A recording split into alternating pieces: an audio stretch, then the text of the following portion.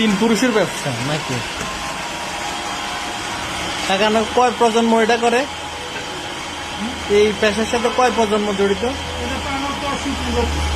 শুধু তো ঠিক আছে, তারপরে প্রজন্ম আছে না, আপনার কয় প্রজন্মের সাথে এটা সম্পৃক্ত?